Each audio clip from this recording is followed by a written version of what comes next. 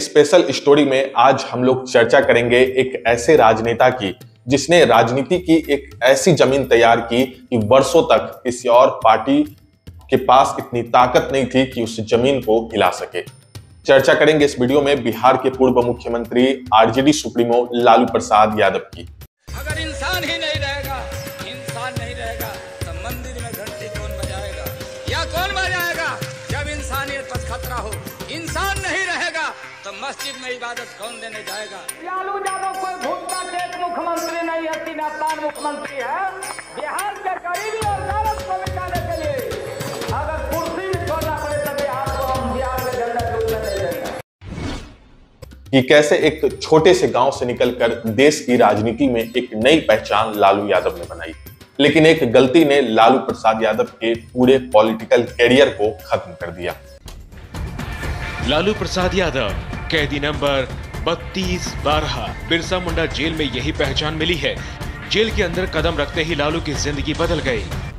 ये पूरी कहानी शुरू होती है साल 1948 से, बिहार के गोपालगंज जिले के एक छोटे से गांव फुलवरिया से, जहां पे अपर और बैकवर्ड क्लास को मिला के लगभग 200 घर होता है और उसी में से एक घर होता है अहीर कम्युनिटी से आने वाले कुंदन राय और मरछिया देवी।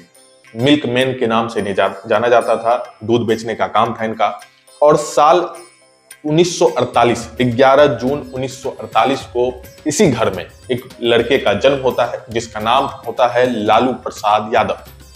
8 बच्चों में से ये छठे नंबर पे लालू प्रसाद यादव का जन्म होता है। और लालू प्रसाद यादव हमेशा से अपने अनोखे अंदाज, जो उनका बोलने का अंदाज था, वो हमेशा से उनके लिए जाने जाते थे।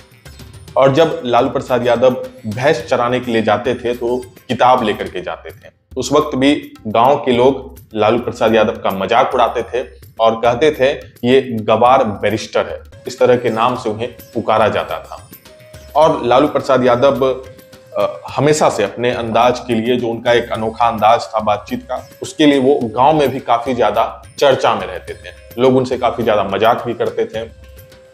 और लालू प्रसाद यादव के मामा, जिनका नाम था यदुनंदन राय, वो पटना के वेटनरी कॉलेज में दूध देने का काम करते थे।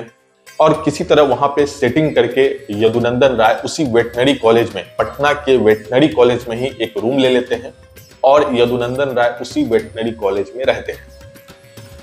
साल 1954 में यदुनंदन राय गोपालगंज के फुलवरिया पहुंचते हैं और लालू प्रसाद यादव को अपने भांजे को लेकर के वो पटना आ जाते हैं और पटना के ही एक स्कूल में उनका दाखिला करवा देते हैं। लालू प्रसाद यादव वहां पे पढ़ाई करते हैं और साथ में अपने मामा के काम में थोड़ा बहुत मदद भी करते हैं। और फिर साल 1966 में Bihar national college BN college में लालू प्रसाद यादव की एंट्री होती है। वहां से वो बीए की तैयारी में जुट जाते हैं और वहां पे लालू प्रसाद यादव अपने बोलने के अंदाज, जो बचपन से ही उनका एक अंदाज था, जब वो गांव में भी भैंस चराने जाते थे तो किताब लेकर के जाते थे। जो उनका अपना अंदाज था, वो अंदाज उस कॉलेज में भी लालू प्रसाद यादव का दिखता है, बीएन कॉलेज में।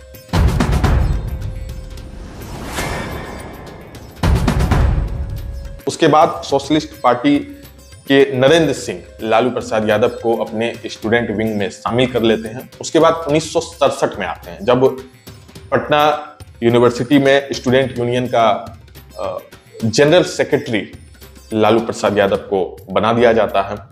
और 1973 में सलार एक गांव होता है जहां पे एक मिल्कमैन की बेटी होती है राबड़ी देवी, उम्र 14 वर्ष होता है, उससे लालू प्रसाद यादव शादी कर लेते हैं।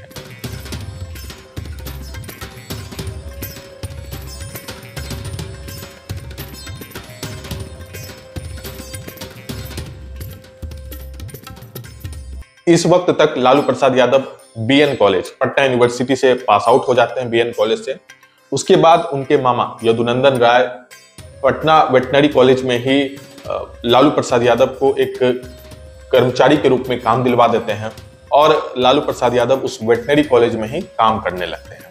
लेकिन इसी वर्ष 1973 में ही पटना में स्टूडेंट यूनियन का इलेक्शन होता है और वहां पे कॉलेज में लालू प्रसाद यादव की चर्चा होती है। अगर लालू प्रसाद यादव होते तो फिर कॉलेज का माहौल ही कुछ अलग होता। और वहां पे जो दो अलग अलग खेमा होता है छात्रों का, एक तरफ NSUI नेशनल कांग्रेस के विंग के छात्र होते हैं, तो दूसरी तरफ नॉन कांग्रेस, जहां पे ABVP जैसे कई संगठन एकजुट होते हैं।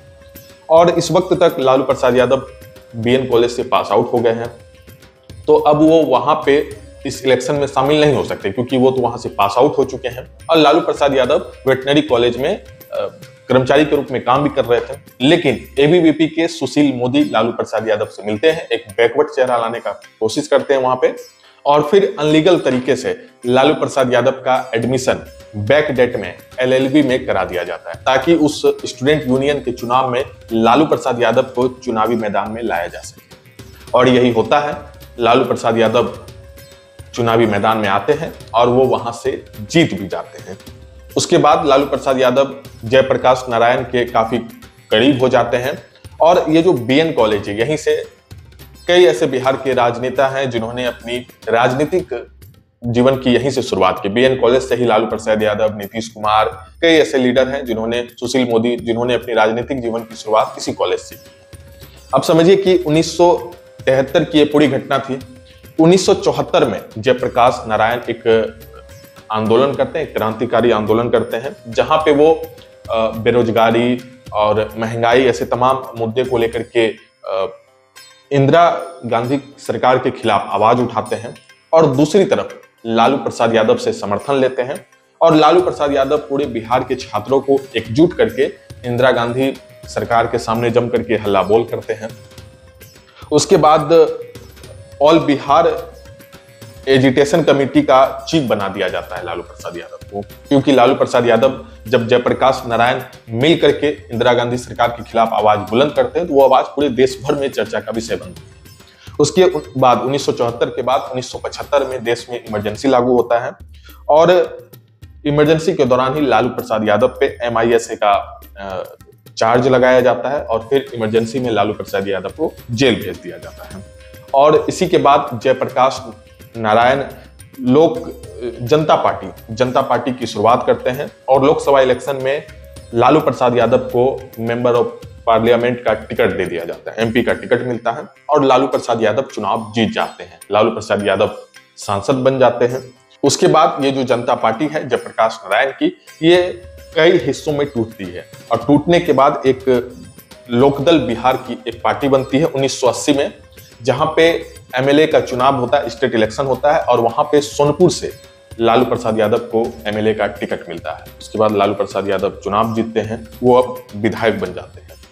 और ये सारा जो सांसद से लेकर के विधायक या फिर कॉलेज में जिस तरह से वो छात्र यूनियन का नेता बनते हैं, तो ये सारी चीज वो अपने उसी एक छोटे से कमरे, वेटनरी कॉलेज के एक छोटे से कमरे से वहां से वो सारी चीजों को देखते हैं और सारी चीजों को तय करते हैं।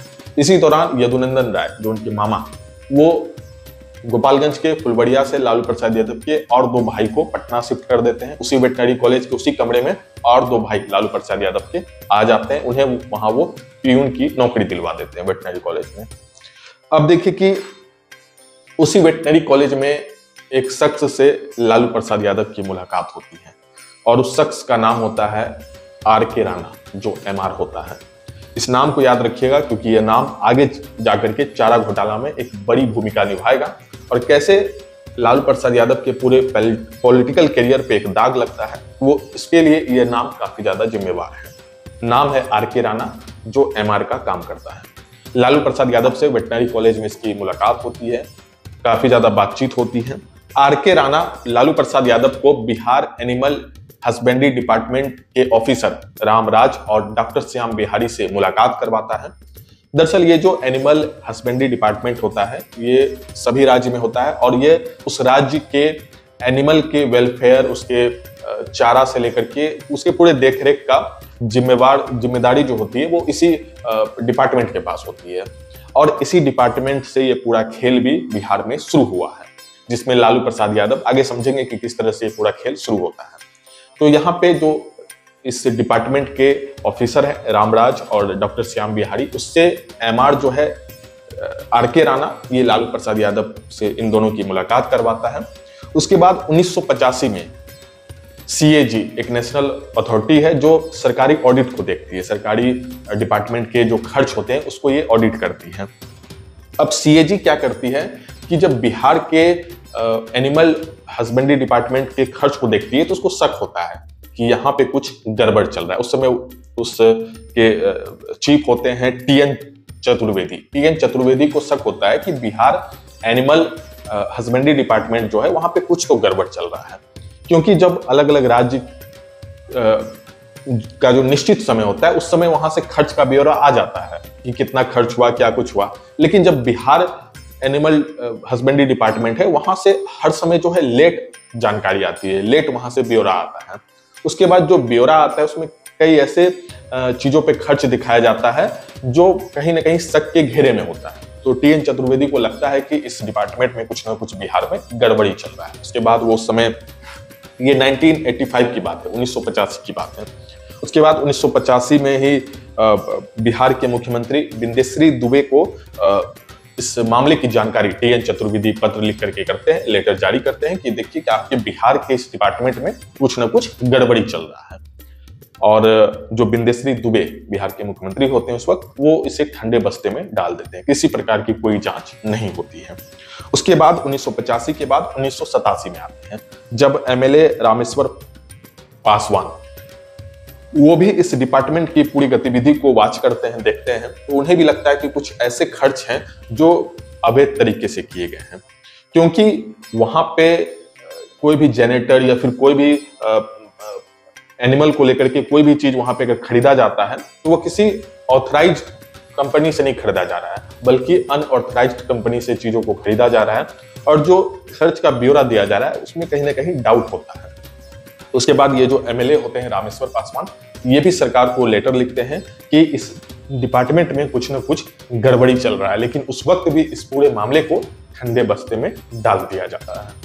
ऑफिशियली तरीके से भले ही इस पूरे मामले को ठंडे बस्ते में डाल दिया गया, लेकिन इस पूरे मामले की चर्चा अब तेज हो रही थी, जिसको लेकर के बिहार असेंबली में अपोजिशन की तरफ से एक डिस्कस रखा गया था कि बिहार असेंबली में इस मुद्दे को अपोजिशन उठाएगी कि आखिर ये चर्चा क्यों हो रही है।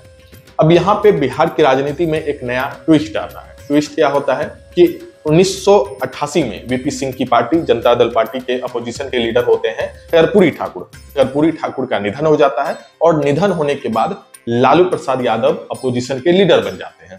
अब बिहार असेंबली में लालू प्रसाद यादव को यह आवाज उठाना होता है कि ये पूरा चर्चा क्या है, लेकिन इसी बीच एक नया खेल हो जाता है। खेल क्या होता है, जो MR RK राणा है वो बिहार एनिमल हस्बेंड्री डिपार्टमेंट का जो अधिकारी होता है रामराज और डॉक्टर श्याम बिहारी, उसकी मुलाकात एक बार फिर से लालू प्रसाद यादव से करवाता है और वहां पे लालू प्रसाद यादव को कुछ फाइनेंशियली सपोर्ट मिलता है, जिसके बाद लालू प्रसाद यादव इस मामले को बिहार असेंबली में नहीं उठाते हैं। यह मामला एक बार फिर से दब जाता है।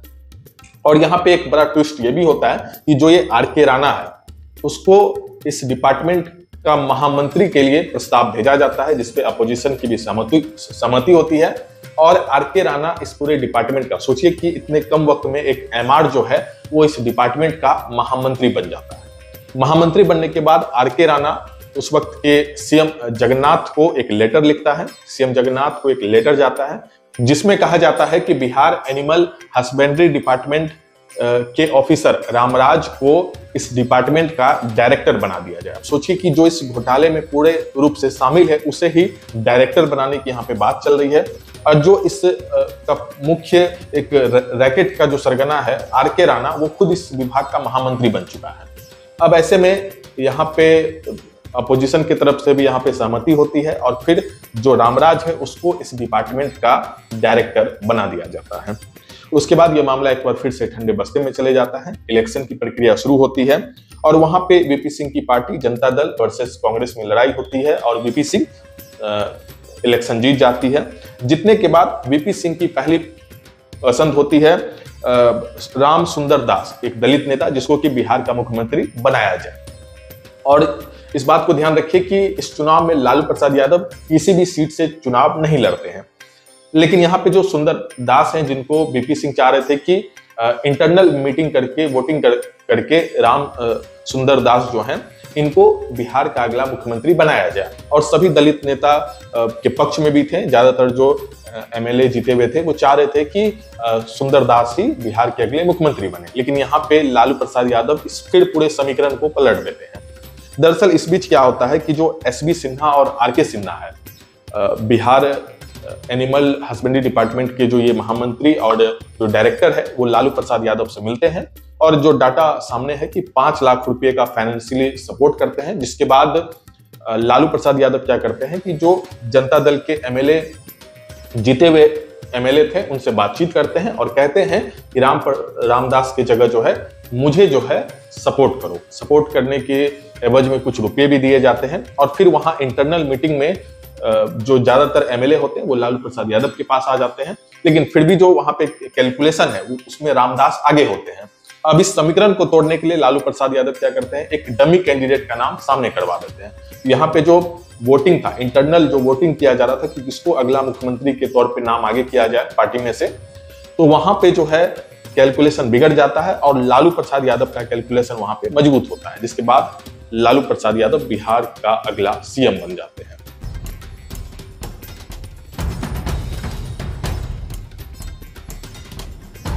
अरे लालू कुछ किया या नहीं किया? लालू ने गरीबों और पिछड़े वर्गों को मानसिक गुलामी से आजाद किया लालू ने। ये हमारा फाइनेंस मिनिस्ट्री भी लालू प्रसाद यादव अपने पास रखते हैं और 1931 में जो सेंसस का डाटा आता है उसके हिसाब से 13 से लेकर के 14% तक बिहार में अपर कास्ट के लोग थे और 64% ओबीसी एससी एसटी से आने वाले लोग थे और 14% मुस्लिम कम्युनिटी था। अब यहाँ पे लालू प्रसाद यादव इस पूरे समीकरण में एक नई राजनीतिक पारी की शुरुआत करते हैं, एक अपना जो प्रभाव था वो बनाते हैं। लालू प्रसाद यादव क्या करते हैं कि जो पिछड़ी जाति और मुस्लिम जाति, एक तरफ 64% ओबीसी एससी एसटी और दूसरी तरफ जो 14% मुस्लिम आबादी है, उसको साधने का प्रयास करते हैं। अगर कुल मिलाकर के देखें तो 78% जो ये पूरा वोटिंग था, जो ये पूरा आंकड़ा था, उसको इंटैक्ट रखने के लिए लालू प्रसाद यादव अपर कास्ट को लेकर के कहते हैं कि अब बिहार में पिछड़ी जातियों का बोलबाला होगा और जो अपर कास्ट है उसका प्रभाव पूरे तरह से खत्म कर दिया जाएगा। इस तरह का बयान आता है। और देखिए कि लालू प्रसाद यादव बिहार में एक नई क्रांति के लिए भी जाने जाते हैं क्योंकि उन्होंने पिछड़ों को जो आवाज दिया, पिछड़ों के लिए जो उन्होंने हक की लड़ाई लड़ी और अपर कास्ट के द्वारा जो शोषण था या फिर जिस तरह का माहौल था उसको लालू प्रसाद यादव ने खत्म करने का प्रयास किया और पिछड़ों को एक मजबूत सपोर्ट दिया। जिसके बाद बिहार में एक नारा भी चलता था कि हमें विकास नहीं, हमें सम्मान चाहिए। लालू यादव ये भी बताते थे कि वो खुद बैकवर्ड क्लास से हैं और जो अपर कास्ट को लेकर के यहाँ पे जो पूरा माहौल था उसको किस तरह से वो बदलने का प्रयास करेंगे। जिसके बाद लालू प्रसाद यादव कई तरह के काम करते हैं। वो उसी वेटनरी कॉलेज में रहते हैं जहाँ पे उनके भाई थे, उनके मामा उन्हें रखे थे। उसी वेटनरी के एक छोटे से कमरे में वो रह करके पूरे बिहार को चलाते हैं और ये दिखाने का प्रयास करते हैं कि वो अब भी किस तरह से बैकवर्ड के साथ हैं और सीएम हाउस को गौशाला बना देते हैं। उसके अलावा 150 से अधिक चरवाहा विद्यालय खुलवाते हैं। उसके अलावा उस वक्त याद कीजिए जब राम मंदिर का मुद्दा था और एलके आडवाणी बिहार में आ रहे थे रथ यात्रा को लेकर के, तब लालू प्रसाद यादव ने उनके रथ यात्रा को रोक दिया, एलके आडवाणी को जेल में भेज दिया। उसके बाद मुस्लिम कम्युनिटी से आने वाले लोग भी लालू प्रसाद यादव के समर्थन में आ गए थे। के माध्यम से पुनः श्री आडवाणी जी से अपील करना चाहता हूं, अपनी यात्रा को स्थगित कर दें, स्थगित करके वो दिल्ली वापस चले जाएं। देश हित में अगर इंसान ही नहीं रहेगा, इंसान नहीं रहेगा तो मंदिर में घंटी कौन बजाएगा या कौन बजाएगा? जब इंसानियत पर खतरा हो, इंसान नहीं रहेगा तो मस्जिद में इबादत कौन देने जाएगा? 24 घंटा में निगाह रखा हूं। हमने अपने शासन के तरफ से, अपने तरफ से पूरा उनकी सुरक्षा का भी व्यवस्था किया, लेकिन दूसरे तरफ हमारे सामने सवाल है, अगर एक नेता और एक प्रधानमंत्री का जितना जान का कीमत है उतना आम इंसान का जान का भी कीमत है। हम अपने राज्य में मतलब दंगा फसाद को फैलने नहीं देंगे। लालू प्रसाद यादव ये चाह भी रहे थे कि जो बैकवर्ड क्लास से आने वाले लोग हैं और जो मुस्लिम कम्युनिटी है वो उनके साथ हो जाए, क्योंकि वो समझ रहे थे कि अगर 78% का आंकड़ा उनके साथ रहेगा, इंटैक्ट रहेगा, तो फिर वो बिहार की राजनीति में हमेशा बने रहेंगे, उनका जो प्रभाव है वो बना रहेगा। और यही दौर था जब बिहार पूरे देश भर में चर्चा में था, जब लालू प्रसाद यादव हेलीकॉप्टर पे पिछड़ी जाति से आने वाले बच्चों को बैठा करके हेलीकॉप्टर यात्रा करवाते थे। हमें विकास नहीं, हमें सम्मान चाहिए, इस तरह का नारा देते थे लालू प्रसाद यादव। और लालू प्रसाद यादव ज्यादातर ये वाच करते थे कि ज्यादातर जो अधिकारी बनते हैं या फिर जो अलग अलग पदों पे लोग जाते हैं, वहां पे ज्यादातर अपर कास्ट के बच्चे जा रहे हैं, बैकवर्ड कास्ट के बच्चे कहाँ IAS IPS PCS तक पहुंच पा रहे हैं। तो लालू प्रसाद यादव जो बिहार राज्य में होने वाले ऐसे एग्जाम थे उनपे तो वो होल्ड लगवा देते थे जहां पे अपर कास्ट के बच्चे ज्यादा थे, और बैकवर्ड के लिए वो हमेशा काम करते थे। लेकिन IAS PCS ये सब एग्जाम में लालू प्रसाद यादव का उतना बोलबाला नहीं चल रहा था। लेकिन जो अधिकारी बिहार में थे उनको ये जरूर एहसास दिलवाते थे कि बिहार में अपर कास्ट का नहीं बल्कि बैकवर्ड क्लास का प्रभाव चलेगा, क्योंकि IAS IPS PCS में ज्यादातर जो कैंडिडेट होते थे वो अपर कास्ट से होते थे, क्योंकि बैकवर्ड को उतना मौका नहीं मिल पाता था। तो उस वक्त भी लालू प्रसाद यादव ये दिखाने का प्रयास करते थे कि इन लोगों के सामने भी जो बैकवर्ड का बोलबाला है वही बिहार में रहेगा। यही कारण है कि बिहार में लालू प्रसाद यादव का बोलबाला इतना मजबूत हो गया था, वो इतने पावरफुल हो गए थे कि लोग उन्हें भगवान भी कहा करते थे, क्योंकि उन्होंने पिछड़ों के लिए जो लड़ाई लड़ी और बैकवर्ड क्लास की जो लड़ाई थी वो लालू प्रसाद यादव ने मजबूती से लड़ी। लेकिन उसके बाद ये समझिए कि बिहार में जो IAS IPS थे वो लालू प्रसाद यादव से काफी ज्यादा नाराज चलते थे, क्योंकि वो अपर कास्ट के ज्यादा होते थे। और वहां पे जो स्पष्ट देखा जाता था कि अपर कास्ट को लेकर के लालू प्रसाद यादव स्पष्ट रूप से कहते थे कि बिहार में अब नहीं चलेगा अपर कास्ट का बोलबाला, बल्कि यहाँ पे बैकवर्ड जो है अब वो मजबूती से सामने आएगा। और बैकवर्ड उस दौर की बात है जब बैकवर्ड अपर कास्ट के सामने आकर के आवाज उठाने की ताकत रखता था।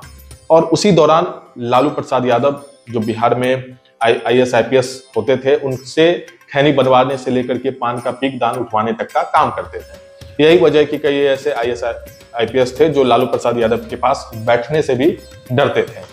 और खुद लालू प्रसाद यादव के ही कार्यकाल में लगभग 384 IAS IPS ने सेंट्रल में ट्रांसफर के लिए प्रस्ताव भेजा था, क्योंकि उन्हें बिहार में काम नहीं करना था, जिसको लेकर के काफी ज्यादा चर्चा भी हुई थी। और उस वक्त 1991 का ये दौर था जब बिहार में क्रिमिनल रेट भी काफी ज्यादा बढ़ गया था। बिहार में किडनैपिंग की समस्या काफी ज्यादा बढ़ गई थी।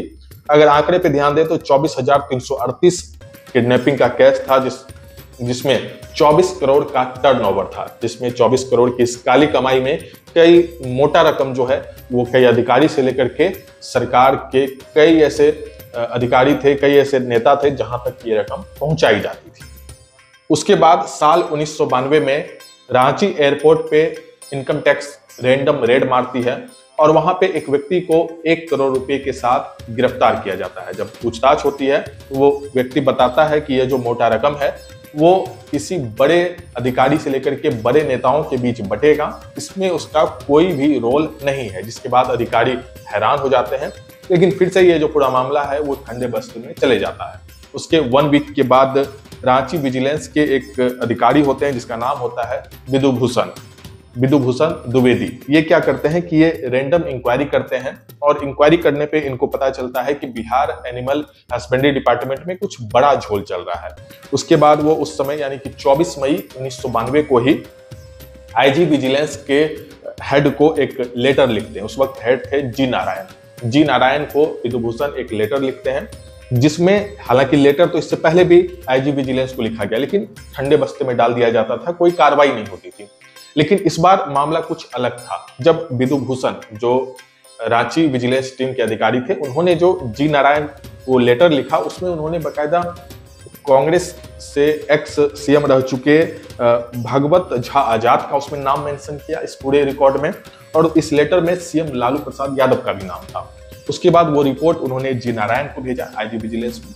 अब जब जी नारायण इस रिपोर्ट को देखे तो जी नारायण ये भी होश उड़ गए कि लालू प्रसाद यादव का इसमें नाम है और एक्स CM का इसमें नाम है।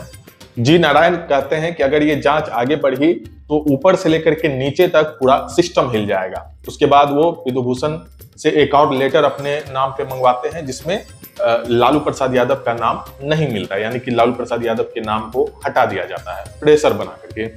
उसके बाद कुछ दिनों के बाद ये पूरा मामला जो है फिर से ठंडे बस्ते में डाल दिया जाता है। जी नारायण के द्वारा ये पूरा मामला जो है शांत हो जाता है। लेकिन उसके बाद उसी वक्त जी नारायण इस पोस्ट से हट जाते हैं और आईजी विजिलेंस के हेड बनते हैं डीपी झा।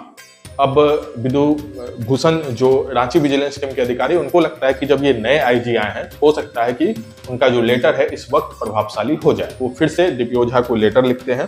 हालांकि इस लेटर लिखने के बाद जो विदु भूषण रांची विजिलेंस टीम के अधिकारी होते हैं उनको ये लेटर लिखना महंगा पड़ जाता है। उसके बाद विदु भूषण को कई तरह की धमकियां मिलती हैं और इस रांची के विजिलेंस विभाग से विदु भूषण को भगा भी दिया जाता है, हटा दिया जाता है। इसके बाद इनकम टैक्स के अधिकारी एक रैंडम इंक्वायरी कर रहे थे और इनकम टैक्स के अधिकारी की नजर जाती है बिहार एनिमल हस्बेंड्री डिपार्टमेंट पे, जहां लगता है कि कुछ बड़ा खेल चल रहा है फर्जीवाड़े का।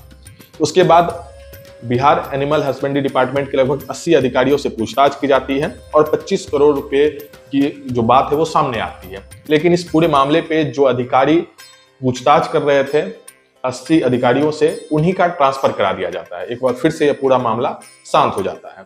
लेकिन बिहार में एक समस्या खत्म होने के बाद दूसरी समस्या सामने आ रही थी और खुद लालू यादव इस पूरे प्रकरण से काफी ज्यादा परेशान चल रहे थे।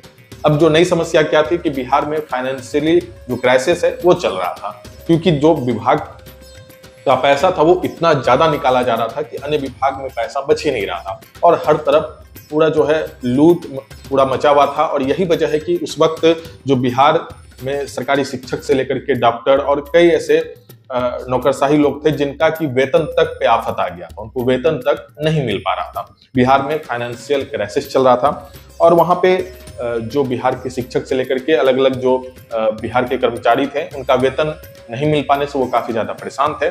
और उसके बाद हुआ क्या कि बिहार सरकार पे भी काफी ज्यादा इसको लेकर के प्रेशर बन रहा था कि आखिर पैसा जा कहाँ रहा है। जब अलग अलग विभाग के लोगों को पैसा ही नहीं मिल पा रहा जो काम कर रहे हैं, चाहे वो शिक्षा विभाग हो या फिर हेल्थ सेक्टर हो, तो फिर आखिर इतना पैसा जा कहाँ रहा है, इसको लेकर के सवाल उठ रहा था। तो उसके बाद बिहार सरकार क्या करती है कि इस पूरे मामले को शांत करने के लिए एक नोटिस जारी करती है जिसमें कहा जाता है कि कोई भी डिपार्टमेंट से कैश पे अब कोई लेन देन नहीं होगा। लेकिन इसमें एक बात जो है वो सोचने लायक है कि इस नोटिस में ये भी कहा गया कि कैश में किसी भी डिपार्टमेंट में अब कोई लेन देन नहीं होगा, केवल एक डिपार्टमेंट को छोड़ करके। वो डिपार्टमेंट था बिहार एनिमल हस्बेंड्री डिपार्टमेंट। वहां पे कैश से लेन देन होगा लेकिन अन्य किसी भी डिपार्टमेंट में कैश से लेन देन नहीं होगा। अब यहाँ पे लोगों को जो शक था कि कुछ ना कुछ झोल चल रहा है इस डिपार्टमेंट में, वो अब यकीन में बदल गया कि जब आप पूरे डिपार्टमेंट को ये कह रहे हैं कि वहां पे कैश से लेन देन नहीं होगा, लेकिन एक डिपार्टमेंट है जिसको ये कहा जा रहा है कि आप कैश से लेन देन कर सकते हो। उसके बाद जो शक था, जो चर्चा था, वो अब यकीन में लोगों का बदल रहा था। सभी सरकारी कर्मचारी हाईकोर्ट पहुंचते हैं, वहां पे PIL दाखिल की जाती है। उनका वेतन उन्हें सही समय पे नहीं मिल रहा है। उस वक्त ही अकाउंटेंट जनरल ऑफिस, ये एक ऐसा संस्था है जो स्टेट से कनेक्ट रहता है और इसकी जो यहाँ पे जो रिपोर्ट आता है, जो ऑडिट आता है, वो सेंट्रल को भी यहाँ पे ये साझा करता है। इस स्टेट में कितना ऑडिट जा रहा है, किस विभाग में कितना खर्च हो रहा है, और फिर इसका जो आंकड़ा है वो सेंट्रल को भी मालूम चलता है। अब यहाँ पे जो अकाउंटेंट जनरल ऑफिस होता है, इसके जो डायरेक्टर होते हैं, वो बिहार सरकार को लेटर लिखते हैं कि आप इस बिहार एनिमल हस्बेंड्री विभाग में जितना भी खर्च हो रहा है या जितना जो भी डाटा है उसको आप रिपोर्ट कीजिए, उसको आप भेजिए, उसके बाद इस पे आगे की जांच की जाएगी। और इस रिपोर्ट को जब तैयार करके बिहार सरकार भेजती है तो उस समय BS दुबे होते हैं फाइनेंस कमिश्नर, वो इसकी जांच करते हैं और जांच करने के दौरान कई चीजों का पता चलता है। और दूसरी तरफ बिहार में लालू प्रसाद यादव से कई नेता थे जो उनके साथ थे, जो अलग हो रहे थे, जिसमें एक नाम था शिवानंद तिवारी का और दूसरा सरजू राय का। ये अलग होते हैं और अलग होने के बाद इन्हें सारी जानकारी होती है कि इस विभाग में क्या कुछ खेल चल रहा है। ये अलग होने के बाद क्या करते हैं कि बिहार एनिमल हस्बेंड्री डिपार्टमेंट का डाटा जो है ये कलेक्ट करते हैं और कलेक्ट करने के बाद ये जो है फाइनेंस ऑफिस में उस डाटा को भेज देते हैं और उस डाटे को लेकर के पटना कोर्ट भी पहुंच जाते हैं। वहां पे लगभग 9 से ज्यादा PIL दर्ज होता है। और उस वक्त के इस पूरे घोटाले को, पूरे स्कैम को जब वहां पे कोर्ट किया जाता है वो चारा घोटाले के नाम से इसे कोर्ट किया जाता है, जिसके बाद हर तरफ ये खबर फैल जाती है कि बिहार में चारा घोटाला हुआ है। उसके बाद 1996 में फाइनेंस हेड अमित खेरे इस डिपार्टमेंट पे, जो बिहार एनिमल हस्बेंड्री डिपार्टमेंट है, उस पे रेड मार देते हैं। रेड मारने के बाद वहां पे जो मौजूद अधिकारी होते हैं उस डिपार्टमेंट में, वो जल्दी से जल्दी फाइल जलाना या फिर फाइल छुपाना शुरू कर देते हैं, फाइल फाड़ना शुरू कर देते हैं। लेकिन फिर भी वहां पे कई ऐसे फाइल थे जो डिपार्टमेंट के पूरे अवैध काम को दिखा रहा था, और वहां पे कई ऐसी चीजें थी जिसको देख करके अमित खेरे हैरान हो गए, उनकी पूरी टीम हैरान हो गई। फेक बिल से लेकर के fake print out, fake bank account, कई ऐसे दस्तावेज थे जो फेक तरीके से वहां पे चल रहे थे, और वहां पे करोड़ों में जो ये पूरा स्कैम है वो चल रहा था। उसके बाद पूरी तरफ चर्चा हो जाती है कि इस डिपार्टमेंट में कितना झोल हो रहा था। उसके बाद एफआईआर लॉन्च की जाती है, और एफआईआर लॉन्च होने के बाद लालू यादव पे कई तरह के गंभीर सवाल उठते हैं, कई तरह के आरोप लगते हैं। लेकिन लालू यादव तब भी बिहार की राजनीति में मजबूत थे, उनकी जो पकड़ थी वो मजबूत थी, क्योंकि लालू प्रसाद यादव की जो छवि थी वो बैकवर्ड के नेता माने जाते थे, और वहां पे ये कहा जा रहा था कि लालू प्रसाद यादव को यही वजह है कि परेशान किया जा रहा है क्योंकि वो पिछड़ों को उन्होंने आवाज दी है, पिछड़ों को उन्होंने मजबूत किया है। यही वजह है कि सत्ता में बैठे कुछ लोग जो है उनको तंग कर रहे हैं। लेकिन ये खबर जरूर चल रही थी कि जब इस पूरे डिपार्टमेंट में इतना झोल चल रहा है तो फिर अपोजिशन की पार्टी या फिर रूलिंग पार्टी चुप क्यों है? आखिर क्या मामला है कि सिर्फ लालू प्रसाद यादव ही नहीं बल्कि कई ऐसे नेता हैं जो इस पूरे स्कैम में शामिल हैं। यहां तक लालू प्रसाद यादव की मुश्किलें थोड़ी बढ़ रही थी, लेकिन लालू प्रसाद यादव अब भी बिहार की राजनीति में मजबूत थे। इसके बाद ये पूरा मामला पटना हाईकोर्ट पहुंचता है, जहां पे सीबीआई जांच की मांग की जाती है। लेकिन लालू प्रसाद यादव खुद बिहार में एक कमेटी बैठा करके इसकी जांच करवाना शुरू करते हैं। फिर मालूम चलता है कि जिस कमेटी में जो लोग को बैठाया गया इसकी जांच के लिए, वो खुद इसमें जो है दोषी हैं। उसके बाद सीबीआई जांच की लगातार मांग उठती है, और फिर कोर्ट की तरफ से इस पूरे मामले को सीबीआई को सौंप दिया जाता है। उसके बाद इस पूरे मामले पे सीबीआई का कंट्रोल होता है, और 27 मार्च 1996 को चाईबासा स्थित बिहार एनिमल हस्बेंड्री डिपार्टमेंट के ऑफिस में सीबीआई रेड करती है। वहां से कई दस्तावेज सीबीआई के हाथ लगता है, और फिर लालू प्रसाद यादव के खिलाफ एफआईआर दर्ज की जाती है। नौजवान लड़कों, अपने पिताजी से, चचा जी से पूछना, जब तुम्हारे पिताजी जाते थे पटना बस में बैठ के या रेल में चढ़ के, मोकामा से होके जाते थे, सीट पर अगर बैठे हो, कान पकड़ के अरे लालू कुछ किया या नहीं किया?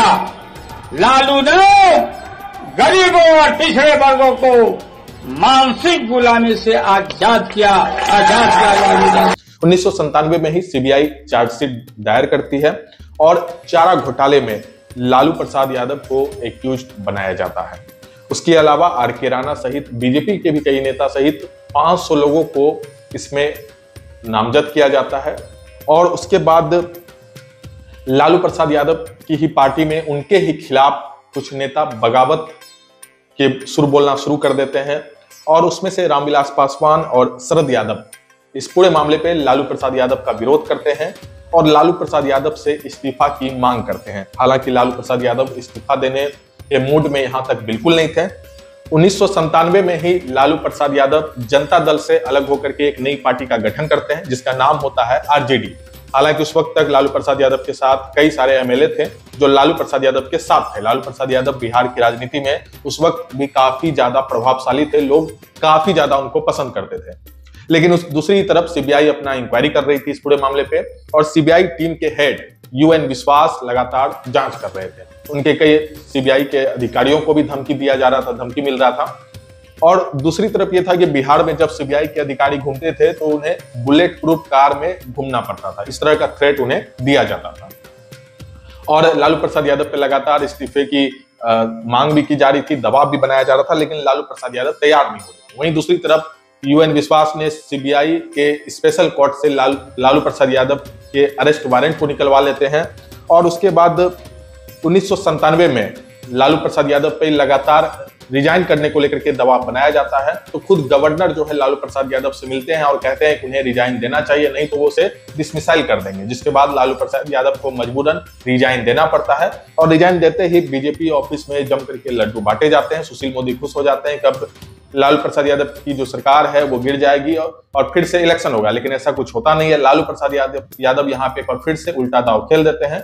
जेएमएम और अपनी पार्टी के एमएलए के साथ मिलकर के राबड़ी देवी को बिहार की सत्ता पे बैठा देते हैं। राबड़ी देवी कम पढ़ी लिखी थी, उन्हें जानकारी कम था, इसका विरोध भी होता है, लेकिन इसका कुछ असर पड़ता नहीं है और राबड़ी देवी बिहार की सीएम बन जाती है। और उसके बाद ही 1997 में ही लगातार सीबीआई की तरफ से लालू प्रसाद यादव का अरेस्ट वारंट जो है वो सामने आ जाता है और यहां तक कि जो सीबीआई के हेड होते हैं वो कोर्ट से कहते हैं कि लालू प्रसाद यादव को गिरफ्तार करना और जांच आगे बढ़ाने के लिए उन्हें आर्मी की भी आवश्यकता पड़ सकती है, लेकिन ऐसा कुछ होता नहीं है। लालू प्रसाद यादव खुद ही जो है सीबीआई कोर्ट में जाकर के सरेंडर कर देते हैं और फिर लालू प्रसाद यादव को गिरफ्तार कर लिया जाता है। लालू प्रसाद यादव गिरफ्तार होने के बाद कुछ दिनों तक बिहार के जेल में ही रहते हैं, फिर हेल्थ इशू के कारण उन्हें रांची के RIMS हॉस्पिटल के एक स्पेशल वार्ड में शिफ्ट किया जाता है, लेकिन वहां भी लालू प्रसाद यादव राजनीति को कंट्रोल करते हैं। इसका खुलासा इस बात से हुआ कि जब डाटा सामने आया कि लालू प्रसाद यादव से किन किन लोगों ने मुलाकात की, तब 100 से ज्यादा लोगों ने उस स्पेशल वार्ड में जाके लालू प्रसाद यादव से मुलाकात की थी और जो ज्यादातर लोगों ने मुलाकात की थी वो राजनीति में सक्रिय थे, राजनीति में एक्टिव थे। इस बात का खुलासा हुआ कि राजनीति वो पूरी तरह से लालू प्रसाद यादव उस स्पेशल वार्ड में रह करके भी कंट्रोल कर रहे थे रांची से। इसी दौरान सीबीआई इस पूरे मामले की जांच की रिपोर्ट सबमिट करती है, जिसके बाद खुलासा होता है कि आखिर ये पूरा स्कैम कैसे किया गया, किस तरीके को अपना करके किया गया कि किसी को भनक तक नहीं लगी और बिहार की जनता का करोड़ों रुपए का स्कैम कर लिया गया। इसको समझने से पहले इस बात को समझिए कि किसी भी स्टेट गवर्नमेंट के डिपार्टमेंट को अगर किसी पैसे की जरूरत होती है तो वो डिपार्टमेंट किस तरीके से पैसा को अप्रूव कराता है फाइनेंस मिनिस्ट्री से, उसको समझने के लिए हम लोग एग्जांपल के तौर पे बिहार एनिमल हस्बेंड्री डिपार्टमेंट को ही ले लेते हैं। मान लीजिए कि बिहार एनिमल हस्बेंड्री डिपार्टमेंट का अलग अलग क्षेत्र में कार्यालय है और मुख्य कार्यालय पटना में है, तो जो रीजनल ऑफिस है वहां पे किसी ऑफिस में मवेशियों के लिए चारा या फिर उसके हेल्थ के लिए मेडिसिन या किसी चीज की रिक्वायरमेंट है, तो वो जो ऑफिस है वो क्या करेगा, वो डिपार्टमेंट के जो डायरेक्टर है उसको इस बात की जानकारी देगा कि हमें जो है इतने लाख रुपए की जरूरत है, इसमें मेडिसिन खरीदना है या फिर चारा खरीदना है, फूड खरीदना है या फिर हेल्थ पे इतना हम लोगों को खर्च आने वाले वक्त में लगने वाला है। इस चीज की जानकारी वो उस डिपार्टमेंट के डायरेक्टर को देता है। डायरेक्टर क्या करता है, उस चीजों की जानकारी को समझता है कि कितना रिक्वायरमेंट है, क्या सच में रिक्वायरमेंट है, इस चीज की जांच होती है और जांच होने के बाद वो उस रिक्वायरमेंट को आगे भेज देता है। आगे कहां भेजता है, तो फाइनेंस मिनिस्ट्री के बाद भेज देता है। अब फाइनेंस मिनिस्ट्री इस बात को चेक करती है कि जो रिक्वायरमेंट मेरे पास भेजा गया है, इस डिपार्टमेंट में इतना जरूरत है, इस कार्यालय में, वहां पे क्या सच में दवाई की जरूरत है, क्या सच में वहां पे इतने बजट को भेजना है, इस बात की जांच जो है फाइनेंस मिनिस्ट्री के सेक्रेटरी करते हैं। वो जांच करते हैं कि क्या सच में इस विभाग को इतना चाहिए। अब सेक्रेटरी जब जांच कर लेते हैं तो जांच करने के बाद अगर सब कुछ सही पाया जाता है तो फिर वो इस बिल को बिहार असेंबली के सामने पेश करते हैं और फिर बिहार असेंबली में डिस्कस होता है। डिस्कस होने के बाद उस बिल को पास कर दिया जाता है। पास करने के बाद जो है कि एक कमेटी होती है, पीएससी कमेटी। पीएससी कमेटी क्या करती है, जिसमें अपोजिशन के लीडर शामिल होते हैं। वो जांच करते हैं कि जो अप्रूव किया गया है बिल बिहार असेंबली से वो कितना सही है, कितना गलत है और जितना रिक्वायरमेंट है उतना ही पैसा वहां पे जाना चाहिए और क्या सच में उतना रिक्वायरमेंट है, कोई ज्यादा पैसा ना निकाल ले या फिर अननेसेसरी किसी चीजों की जरूरत को लेकर के तो नहीं मांग कर दिया गया। सारी चीजों की जांच होती है, इसमें अपोजिशन के लीडर भी शामिल होते हैं। अब जब यहां से सारी चीजें पास हो जाती है कि नहीं सच में वहां पे जरूरत है, तो उसके बाद अब जो क्षेत्रीय कार्यालय है बिहार एनिमल हस्बेंड्री डिपार्टमेंट का जो क्षेत्रीय कार्यालय है वो क्या करता है कि गवर्नमेंट के द्वारा जो वेरीफाइड वेंडर होता है, जैसे मवेशी का ये कोई वेंडर होगा जो मवेशियों के लिए दवाई सप्लाई करता हो या फिर मवेशियों का चारा सप्लाई करता हो, उससे वो क्षेत्रीय कार्यालय जुड़ेगी और जुड़ने के बाद उसको बताएगी कि हमको इतने इतने चीजों की जरूरत है। अब वो जो वेंडर है, वेरीफाइड वेंडर, वो क्या करेगा, वो सामान उस कार्यालय पे पहुंचाएगा और वहां से एक रिसीविंग ले लेगा। रिसीविंग लेने के बाद वो अपने इनवॉइस पे उस रिसीविंग को चिपका करके वो जो है फिर उस डिपार्टमेंट को भेज देगा कि हमारे वेंडर से इतना सप्लाई वहां किया गया है, इतना अमाउंट बना है। उसके बाद वो जो डिपार्टमेंट है वो डिपार्टमेंट चेक करेगा कि इतना का बिल पास हुआ था और इतना का ही बिल आया है। उसके बाद वो उसे अप्रूव कर देगा और फिर फाइनेंस मिनिस्टर जो है वो पैसा डायरेक्ट वेंडर के अकाउंट में ट्रांसफर कर देगी। अब यहाँ पे जो फ्रॉड किया गया वो देखिए किस तरीके से किया गया, क्योंकि ऊपर से लेकर के नीचे तक हर एक छोटा से छोटा और हर एक बड़ा से बड़ा अधिकारी इसमें शामिल था। अब मान लीजिए कि जो क्षेत्रीय कार्यालय है एनिमल हस्बेंड्री डिपार्टमेंट का, उसको किसी चीज की रिक्वायरमेंट नहीं है, ना मेडिसिन की, न चारा की, सब कुछ पर्याप्त मात्रा में, फिर भी उसे फ्रॉड करना है। वो एक फर्जी रिक्वेस्ट डाल देता है। मान लीजिए 10 लाख का फर्जी रिक्वेस्ट डाल दिया कि मुझे 10 लाख की जरूरत है, यहाँ पे मवेशियों के लिए चारा खत्म हो गया, चारा मंगाना है या फिर दवाई मंगाना है। उसके लिए वो रिक्वेस्ट इसी प्रोसेस में भेज दिया। अब भेजने के बाद फर्जी वेंडर, जो ऑथराइज्ड वेंडर नहीं है, फर्जी वेंडर से संपर्क किया। तो यहाँ पे क्या किया गया था कि फर्जी वेंडर की कंपनी बना दिया गया था। अपने ही लोगों को रजिस्टर करा करके, सिर्फ कागज पे रजिस्टर्ड कंपनी करा करके वेंडर बना दिया गया था और उसका सही मायने में वहां पे कुछ भी नहीं था, बस फर्जी तरीके से उसे वेंडर बना दिया गया था। अब जब ये पूरा प्रोसेस चलता था, इसमें मेन जो डिपार्टमेंट के लोग थे, चाहे वो डायरेक्टर से लेकर के कोई भी, सब मिला हुआ था। अब जब ये विधानसभा में या फिर असेंबली में जाता था, तो असेंबली में जाने का जब ये पास हो जाता था, जो अपोजिशन के लीडर थे वो भी मिले हुए थे, वो भी इसको अप्रूव कर देते थे कि नहीं, मांग सही है। अब जब ये पैसा आता था वेंडर के पास, तो वेंडर जो है वो तो एक ऑथराइज्ड गवर्नमेंट से कंपनी थी नहीं, वो तो एक फर्जी कंपनी थी। क्योंकि जो फर्जी कंपनी रजिस्टर्ड किया गया था, बाद में जांच में पता चला कि कोई कोको कोला का दुकान चल रहा है, उसके नाम से यहाँ पे वेंडर के खाते में पैसा जा रहा है। कोई ऐसी कंपनी है जो इंसानों के लिए दवाई सप्लाई करती है, उसके नाम से यहाँ पे मवेशी का दवाई आ रहा है।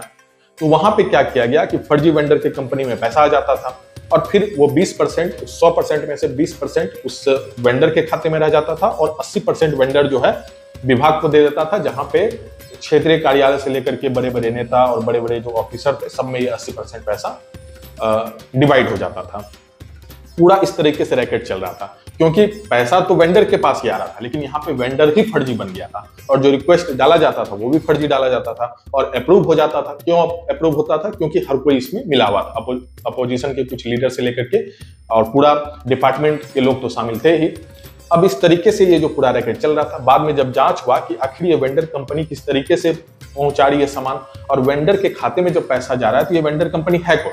जब पता चला, जो वेंडर कंपनी के खाते में पैसा गया था, पता चला कि किसी आम आदमी का कोई कोको कोला का दुकान है, उसके नाम से वेंडर कंपनी चल रहा है और वहां पे करोड़ों रुपया का फंडिंग किया जा रहा है, वहां से फंड आ रहा है और फिर उसे बांटा जा रहा है। इस तरीके से चल रहा था। कुछ केस में तो इस तरह का मतलब कि हैरत करने वाला मामला सामने आया कि बताया गया कि इस गाड़ी के नंबर से जो है ट्रांसपोर्टिंग किया गया। जब जांच हुआ तो पता चला कि वो स्कूटर है। बताइए कि स्कूटर पे मवेशियों को कैसे ट्रांसपोर्ट किया जाएगा। तो इस तरीके से ये जो पूरा रैकेट है वो चल रहा था। इसमें जो मुख्य था, एसबी सिन्हा से लेकर के आरके, जो तमाम लोग थे वो सभी लोग इसमें मिले हुए थे।